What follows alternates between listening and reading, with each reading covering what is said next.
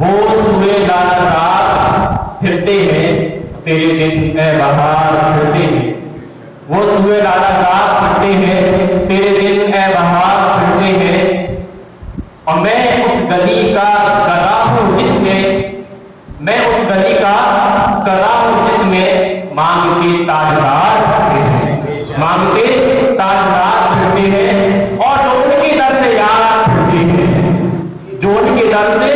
یار پھرتے ہیں، در بدر یوں ہی خاص کرتے ہیں، در بدر یوں ہی خاص کرتے ہیں۔ حضرت گرامی یہ نعت شریف بہت طویل حضرت اعلیٰ حضرت نے لکھی، اور ہر شعر میں کم و بیش پھرتے کا لفظ استعمال کیا، تو پھرنے والے بہت ہیں، گلی گلی، ٹولی ٹولی، قریا قریا، شہر شہر، بلکہ اب تو ملک ملکوں میں جا کر پھرنا شروع کر دیا، اس لیے ہمارے ایمان کو کمزور کرنے کے لیے، ہمارے ایمان کو کھانے کے لیے یہ وہی پھرنے والے ہیں جن سے ہمارے اعلیٰ حضرت نے کہا کہ رضا نفس دشمن ہے دم میں نہ، کہاں تم نے دیکھی میں نظرانے والے، ایک شعر میں آپ فرماتے ہیں کہ آنکھ سے کاجل صاف چرا لے یا وہ چور بنا کے ہے، آنکھ سے کاجل صاف چرا لے یا وہ چور بنا کے ہے، اور تیری گھنٹی تاکی ہے تو نے نیند نکالی ہے، تیری گھنٹی تاکی ہے اور تو نے نیند نکالی ہے۔ حضرت اعلیٰ فرماتے ہیں کہ تم اپنے ایمان سے باخبر بے خبر ہوئے بیٹھے ہوئے ہو، تمہیں اپنے ایمان کی فکر ہی نہیں، تم اپنے ایمان کے بارے میں سوچ ہی نہیں رہے، لیکن ایک شخص وہ آتا ہے جو بظاہر تو مسلمان ہے، ایسا لگتا ہے کہ وہ بہت پکا، بہت سچا، بہت بڑا عابد، بہت بڑا زاہد انسان ہے، وہ جب تمہارے سامنے بولتا ہے، جب تم سے کلام کرتا ہے تو تم اس کی باتوں میں آ جاتے ہو، تو اس کی باتوں میں آ جاتے ہو، اور اس کی باتوں میں دھیرے دھیرے دھیرے دھیرے آتے آتے وہ تمہارے ایمان کو تم سے چھین لیتا ہے اور تم اسی کے جیسے بن جاتے ہو۔ حضرات اسی لیے آپ فرماتے ہیں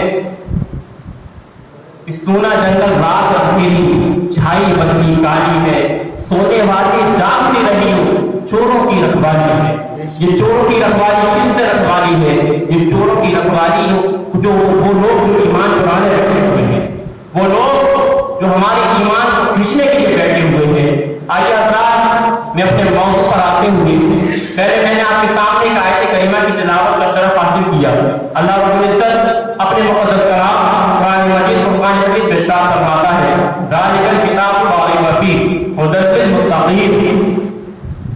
تو اللہ رب العزت نے اپنے کلام کی آواز میں ہی، اپنے قرآن مجید کی پہلی صورت کی آواز میں ہی، سورہ بقرہ کی آواز میں ہی ہمیں یہ بتا دیا اس کتاب میں کوئی شک و شبہ کی،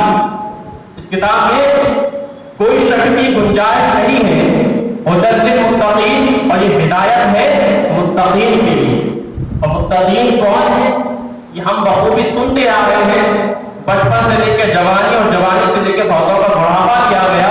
وہ چیز تو سنتے آ رہے ہیں کہ متقین کون ہے؟ متقین وہ ہیں کہ جن کی شکلوں کو دیکھو تو خدا یاد آتا ہے، جن کی کتابوں کو پڑھو تو ایسا معلوم ہو کہ ان کی سوانی پڑھنے سے ایسا معلوم ہو کہ ان کی زندگی ایسی ہے تو ہمارے نبی کی زندگی کتنی بہترین ہوگی۔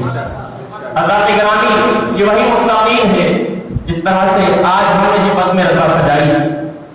آج ہم مسلک اعلیٰ حضرت کا غم بھرتے ہیں،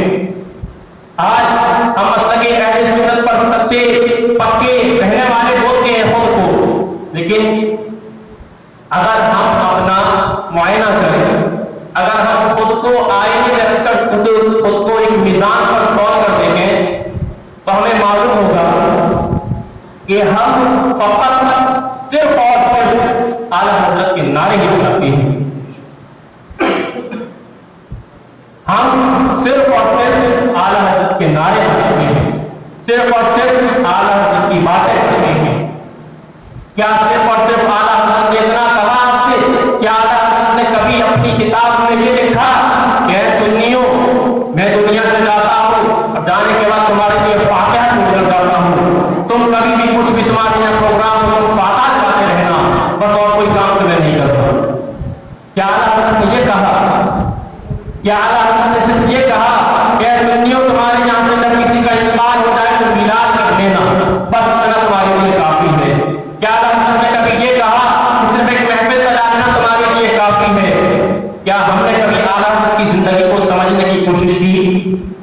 نے کبھی اعلیٰ حضرت کی زندگی کو پڑھنے کی کوشش کی، وہ مرد قلندر جس کے بارے میں آپ کو ایک غیر مذہب کا بد مذہب شخص جس کا نام علامہ کوثر نیازی ہے، علامہ کوثر نیازی جو ایشیا کا سب سے بڑا مدرسہ مانا جاتا ہے، دیوبند کے اندر پڑھا کرتے تھے. یہ اس وقت کی بات ہے جب ہندوستان اور پاکستان ڈیوائڈ نہیں ہوئے تھے. تو آپ علامہ کوثر نیازی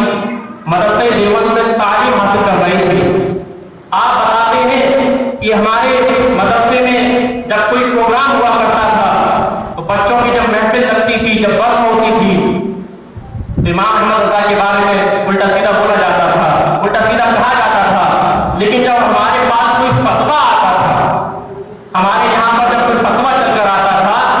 تو جو فتویٰ زیادہ پیچیدہ ہوا کرتا تھا تو استاد کہتے تھے جائیے فتاوی نظریہ شریف اٹھا کر لائیے، اس میں سے دیکھیں گے اور فتوے کا جواب لکھیں گے. حضرات، علامہ کوثر نیازی کی بات دیکھ کر دنگ رہ گئے کہ جس کے بارے میں لوگوں کو برگلایا جاتا ہے، جس کے بارے میں لوگوں کو یہ کہا جا رہا ہے کہ اس میں ایمان نہیں کیا، یہ تمام کو کافر کہہ دیتے ہیں، یہ کہہ دیتے ہیں، وہ کہہ دیتے ہیں. آج ان کی کتابوں کی مدد لے کر کے فتویٰ میں ویسے کر رہے ہیں. علامہ کوثر نیازی نے پوچھا حضرت آپ ان کو برا بھلا کہتے ہیں تو آپ ان کتابوں سے مدد کیوں لے رہے ہیں؟ تو علامہ کوثر نیازی کو استاد نے جواب دیا کہ بیٹا اس بات کو یاد رکھو کہ امام احمد رضا خان جیسا شخص نہ تو پوری دنیا میں ابھی پیدا ہوا ہے اور نہ اگلے 100-200 سال تک پیدا ہونے والا ہے، کیونکہ انہوں نے جن مسائل کا جواب دے دیا ہے امام اعظم ابو حنیفہ سے لے کر امام شافعی، امام مالک، امام احمد بن حنبل نے بھی اس مسئلے کا جواب نہیں دیا تھا. امام احمد رضا نے اس مسئلے کا جواب دیا ہے. اس لیے ہم ان کی کتابوں کی مدد لیتے ہیں کہ جب امام اعظم کا جواب نہ دے سکے ہو، امام اعظم نے اپنی قلم جہاں روک دی، امام احمد بن حنبل نے اپنی قلم کو جہاں روک دیا، امام مالک نے اپنی قلم کو جہاں روک دیا، یہاں تک کہ امام احمد بن حنبل نے تو دکھڑے بھی کھائے، سزا بھی بھگتی، پیسے بھی لگے اس مسئلے کے لیے، لیکن امام احمد رضا نے اس مسئلے کو صرف 2 لائن میں حل کر دیا. وہ مسئلہ کیا تھا؟ وہ مسئلہ صرف یہ تھا قرآن کریم مخلوق ہے یا خلق ہے. قرآن کریم مخلوق ہے یا خلق ہے. مخلوق یعنی اللہ رب العزت کی بنائی ہوئی جیسے ہم لوگ انسان ایک طرح سے ہیں، یا اللہ کی کوئی ایک خلق ہے جس کو اللہ نے اپنی طرف سے ایک عظیم عظمت دی ہے. اس پر بادشاہ گزرا تھا عباس خلیفہ، وہ کہتا تھا کہ تمام لوگوں کو یہ اقرار کرنا پڑے گا کہ قرآن کریم مخلوق ہے. علامہ حضرت امام احمد بن حنبل نے اس پر اقرار نہیں کیا اور اس پر آپ کو سزا بھی دی گئی، لیکن اعلیٰ حضرت نے اس کا بخوبی بہت اچھی طرح سے جواب دیا کہ قرآن مجید جس کاغذ پر لکھا جاتا ہے، قرآن مجید اپنے مائنڈ کو اپنے دماغ کو بڑا عادت کر لیجیے، 5 منٹ سے زیادہ میں آپ کا وقت ضائع نہیں کروں گا. قرآن مجید جس کاغذ پر لکھا جاتا ہے وہ کاغذ دنیا میں بنایا ہوا کاغذ ہے، وہ کاغذ دنیا کا طے کردہ کاغذ ہے، انسانوں کا بنایا ہوا کاغذ ہے، اور جو چیز انسانوں کے ذریعے بنائی گئی وہ کیا ہے؟ مخلوق ہے. جو چیز جس پہ قرآن مجید لکھا جا رہا ہے وہ چیز مخلوق ہے، اور جو چیز لکھی جا رہی ہے وہ چیز خلق ہے. یہ اعلیٰ حضرت نے اس کو واضح کیا. جو صدیوں سے مسئلہ چلتا آ رہا ہے اسے اعلیٰ حضرت نے یہاں پر حل کر دیا. آپ کیا سمجھتے ہیں کہ اعلیٰ حضرت نے صرف فاتحہ خوانی کری، محفل سے میلاد سجائی اور علم دین حاصل کر لیا؟ میرے بھائیوں، یہ علم دین ایسے ہی حاصل نہیں ہوتا، یا اللہ نے صرف انہیں ایسے ہی نہیں چن لیا. آج کے زمانے میں تو سوشل میڈیا ہے، ہم چیزوں کو وائرل کر دیتے ہیں، لوگ فیمس ہو جاتے ہیں، لیکن یہ ایک وقت وہ بھی تھا، سوشل میڈیا کا زمانہ نہیں تھا، لیکن وہ لوگ اس وقت بھی فیمس ہو گئے. ایسا آپ لوگوں نے کیا کیا؟ میں آپ کو حدیث شریف بتانا چاہتا ہوں کہ اللہ رب العزت جب کسی بندے کو پسند فرما لیتا ہے، جب اللہ رب العزت کسی بندے کو محب کر لیتا ہے، اپنا محبوب بناتا ہے، اور اللہ رب العزت حضرت جبرائیل کو پاس لاتا ہے. حضرت جبرائیل سے کہتا ہے جبرائیل جاؤ، جا کر دنیا میں یہ چرچا کر دو کہ اللہ اپنی فلاں بندے سے محبت کرتا ہے تو تم بھی فلاں بندے سے محبت کرو. جبرائیل وہاں سے جاتے ہیں، جبرائیل وہاں سے جانے کے بعد فرشتوں کو اپنی